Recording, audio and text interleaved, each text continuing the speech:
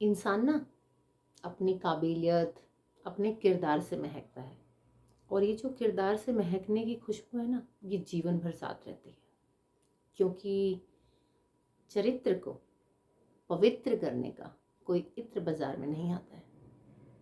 नमस्कार दोस्तों, इस प्यारे से सुविचार के साथ मैं आपकी दोस्त, आपकी होस्ट सुषमा, आप सभी का अपने प्यारे से चैनल कलम की जुबान से स्वागत करती हूँ।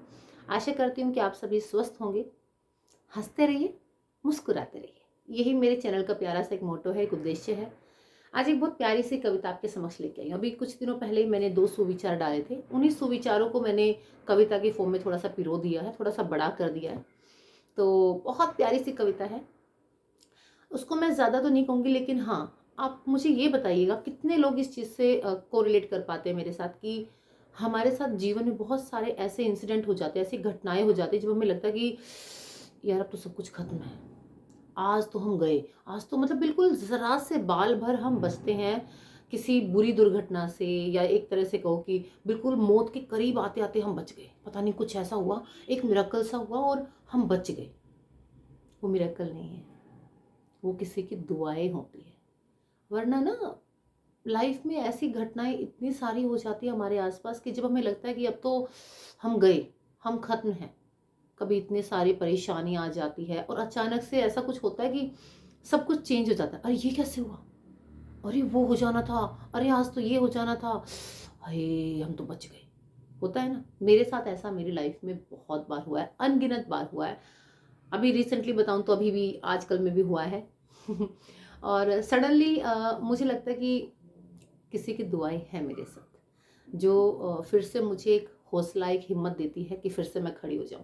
ऐसे से इंसिडेंट हो जाते हैं कि लोग टांग खींचकर नीचे गिराने के लिए तैयार बैठे रहते हैं, लेकिन मैं फिर से उतनी एनर्जी के साथ खड़ी हो जाती हूँ। गंदी वाली आदत है, पर मतलब कुछ कह नहीं सकती इस बारे में। पर हाँ, मेरे साथ शायद मेरे बड़े लोगों की, बड़े बूढ़ों की, मेरे गुरुओं की, उनकी दुआएं हैं जो मतलब मुझे आज भी मेरी इस लाइफ में आगे खड़े होने का, आगे बढ़ने का हौसला देती है।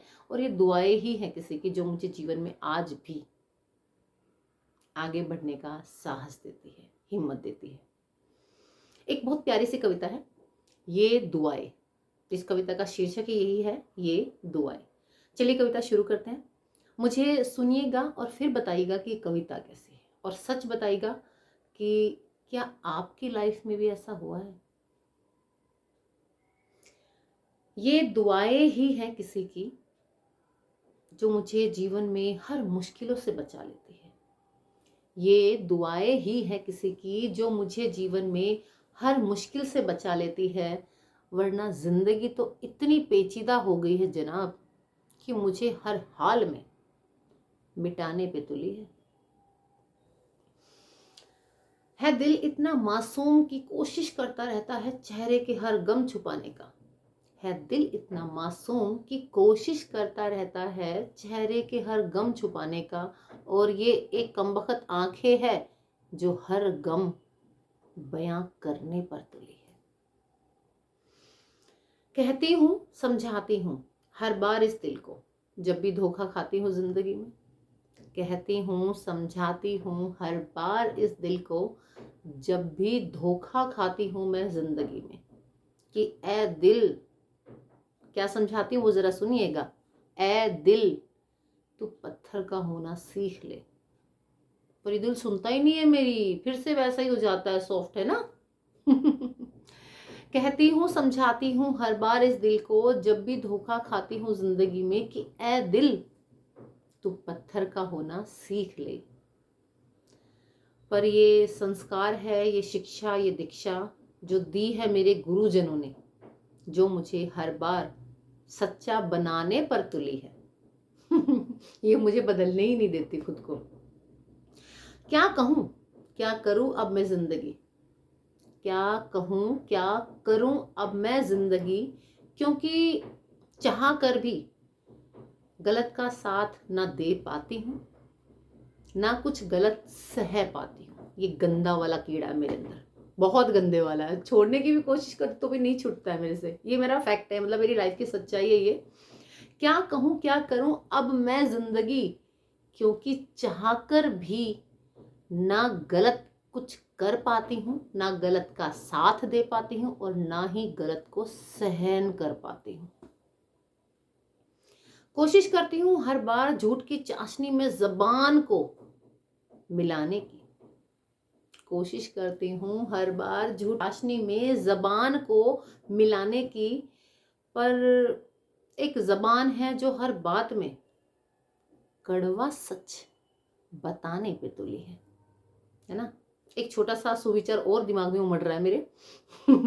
मैं अक्सर सिर्फ सच बोलती हूँ, अक्सर बस मुंह पे बोल देती हूँ, सच जो है सामने बोल देती हूँ, और वो ही सच अक्सर लोगों को तमाचे की तरह लग जाता है। अब इसमें मेरा कोई कसूर नहीं है, साफ बात है, मैं बता रही हूँ।